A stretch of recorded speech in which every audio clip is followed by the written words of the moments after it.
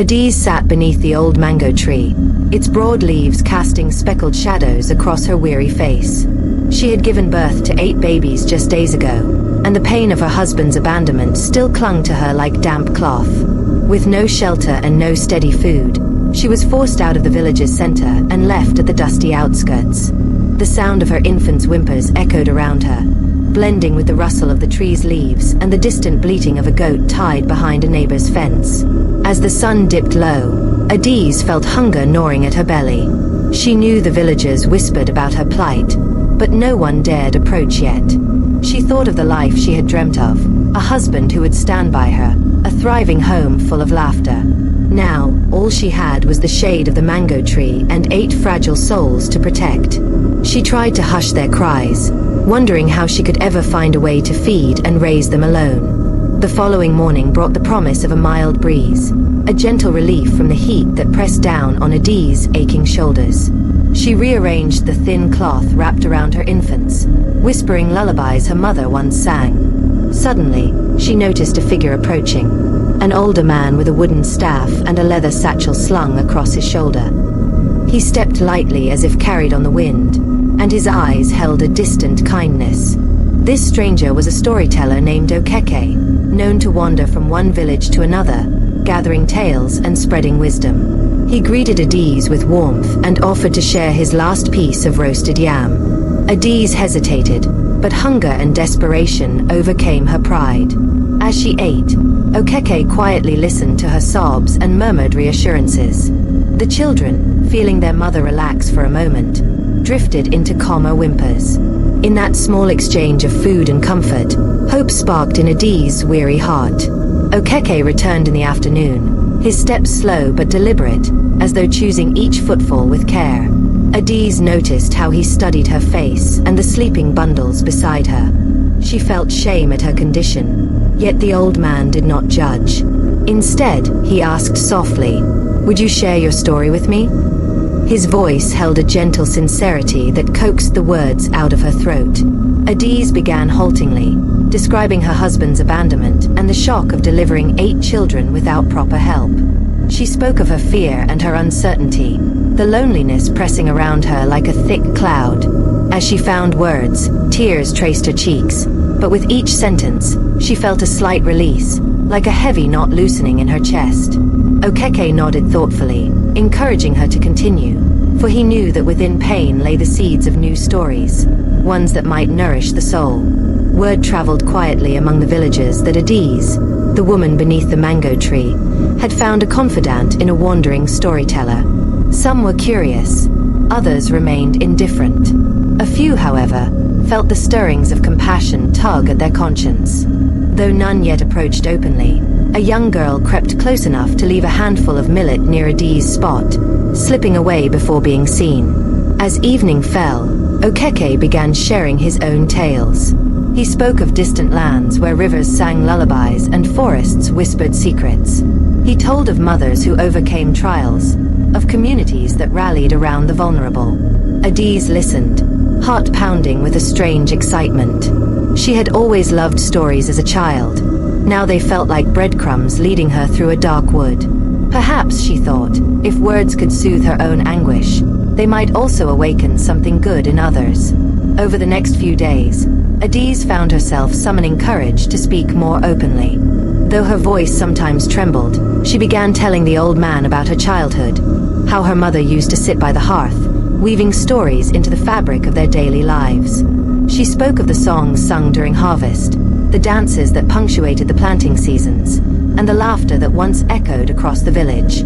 As Adaeze shared, Okeke encouraged her to shape these memories into tales that could inspire and teach. He suggested that she start simple. Tell stories that reminded people of what it meant to be part of a community. With each new attempt, Adaeze grew bolder, her voice steadying. She realized her own suffering might serve as fertile ground for something meaningful. Under the mango tree's gentle shade, the seeds of her storytelling began to sprout, watered by tears and hope alike. A handful of curious villagers finally dared to approach. They stood at a respectful distance, watching Adaeze and Okeke converse in low tones. There was something magnetic in the way the old man listened, and in the tenderness with which Adaeze spoke.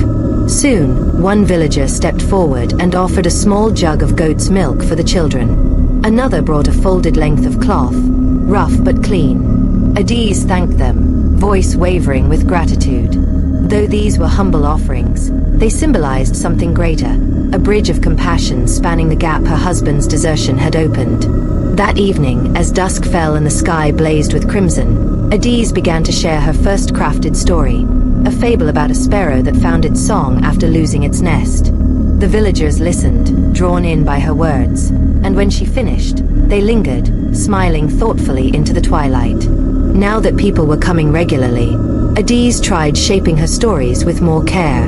She learned from Okeke that a good tale has roots in truth and branches that reach toward understanding. Her children, still so small and fragile, received better food as villagers brought maize, yams, and sometimes even a piece of dried fish. In return, she gave them laughter, lessons, and a sense of connectedness that had started to fade in recent times.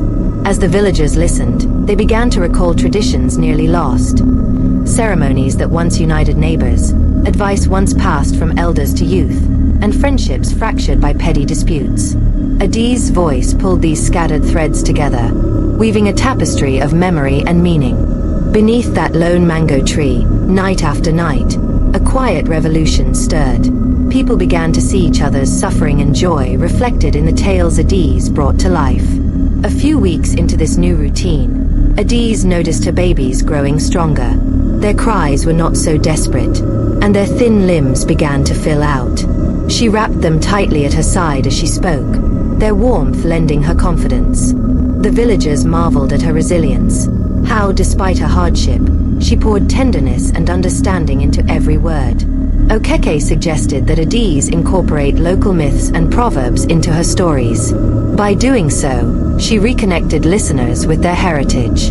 Soon, people asked for particular stories, a tale about the founding of the village well, or the origin of the old drum that once called everyone to the harvest dance. Adaeze, fueled by their interest, searched her memory and her heart, blending memory and invention. Each night, when she finished, people lingered, discussing the meaning of the stories and what they revealed about their common roots. At the first meeting she attended, Adaeze told a tale of two farmers who quarreled over a boundary stone. In the story, the community's elders mediated by reminding both farmers that the stone's placement mattered less than their ability to help each other during droughts.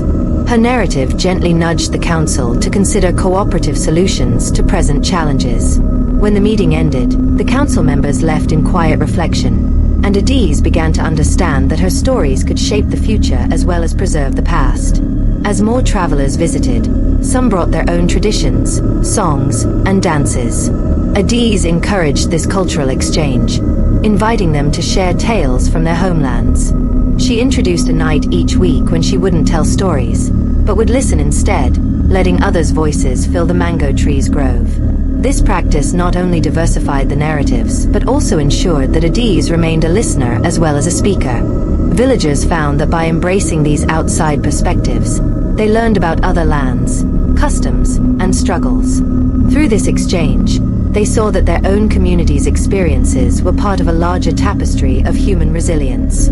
Adaeze smiled as she watched strangers and villagers laugh, sing, and reflect together. Her role had grown. She wasn't just a storyteller. She was a keeper of a living oral library that bridged divides near and far. One evening, Adaeze's oldest child fell ill. Though the villagers brought herbs, and Okeke offered comforting words, Adaeze's heart tightened with fear. For all her storytelling gifts, she could not will sickness away. As she tended to her child, tears slipping silently down her cheeks, the community gathered around her with concern. This time, they sang to her, drawing on their own traditions to offer healing and hope. The child's fever broke by dawn, and as the sun's first rays touched the mango leaves, Adaeze realized the depth of what had been created, a reciprocal bond. She was no longer an outcast or a beggar. She was family. When she resumed her storytelling that evening, her voice carried a deeper resonance, tempered by gratitude and love. Now, the stories belonged to everyone. They were the heartbeats of a communal soul. With the child recovering, Adaeze decided to pass on a few storytelling skills to those who showed interest. She began with the young ones, teaching them simple tales and how to maintain eye contact and clarity. They giggled, making small mistakes, and Adaeze gently guided them. Soon, a handful of children were standing beneath the mango tree, attempting their first narratives to an encouraging crowd. The older villagers watched, impressed by the seeds Adaeze was planting. Each new voice added layers to the community's identity. It ensured that if Adaeze ever grew too old or too weary to share stories, the tradition would live on. In this way, the mango tree became a school, a place where oral art passed from one generation to the next. Adaeze felt both pride and relief, knowing her gift would outlast her. At times, Adaeze remembered her absent husband. She wondered if he ever thought of her and the children he had abandoned. In rare quiet moments, her mind conjured images of him, his hands calloused from farm work, his laughter echoing in the early days. But now, these memories did not sting as sharply. She had discovered her worth beyond his presence, found her place without his support. To honor her journey, Adaeze told a story about a bird that loses its mate but learns to sing a new melody by listening to the forest. In this tale, heartbreak transforms into resilience. As the villagers listened, some recognized the parallels, nodding solemnly. They understood Adaeze was acknowledging her past while celebrating her hard-won independence. Through her words, purpose as vast as the sky above the mango tree. The harvest season arrived with abundant crops, more plentiful than in recent memory. Many credited Adaeze's stories for inspiring cooperation and goodwill during the challenging drought months. Others said it was simply a stroke of luck. Adaeze herself believed it was both. Nature's mercy and the community's renewed unity made a perfect blend. To celebrate, the villagers organized a small festival beneath the mango tree. They decorated the area with colorful fabrics, brought musical instruments, and prepared a feast. Adaeze told a story of gratitude, how a village once survived a long drought by sharing what little they had, eventually rejoicing when the rains returned. As she spoke, children danced and elders hummed along, their spirits lifted by the taste of prosperity and peace. The festival drew people from neighboring villages, and soon the gatherings under the mango tree became a regional attraction. Some merchants set up stalls selling crafts and simple refreshments, though Adaeze made sure this commerce did not overshadow the purpose of the gatherings. She reminded everyone that the heart of this place was in words, wisdom, and the kindness they engendered. In her stories, Adaeze subtly wove lessons about generosity and avoiding greed. She recalled the old days when small acts of giving saved lives, and how focusing too much on profit could harm the fragile balance of the community. Her listeners understood and respected these gentle warnings. The atmosphere remained warm, free of exploitation, and true to the spirit that had blossomed under the mango tree's leaves. As the influence of Adaeze's storytelling spread further, a group of traveling performers arrived. They danced, sang, and narrated legends from other regions. Adaeze welcomed them. Personal pain was elevated into a universal lesson. Okeke decided to journey on, as he always did, searching for stories and sharing knowledge.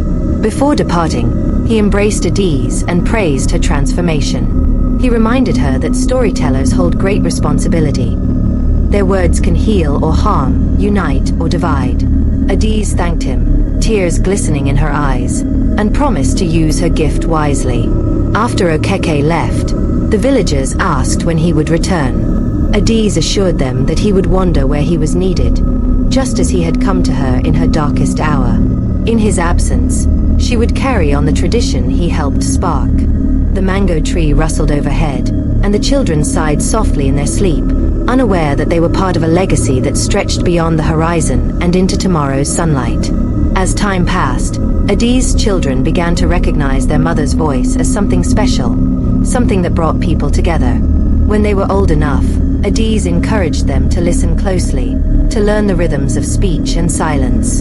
Her oldest daughter, in particular, seemed drawn to the art of storytelling, asking countless questions and trying out a gentle singing tone when repeating certain phrases. It made Adaeze proud to see her children thriving in this nurturing environment. The community's support had created a cushion of safety and learning for them. Each baby, now toddling or crawling, represented a future in which storytelling and community spirit would remain central. Adaeze's early despair was now a distant memory, replaced by a sense of delighted to learn new expressions of art. The villagers, too, were enthralled by the fresh stories and dramatic performances, which complemented Adaeze's more intimate style.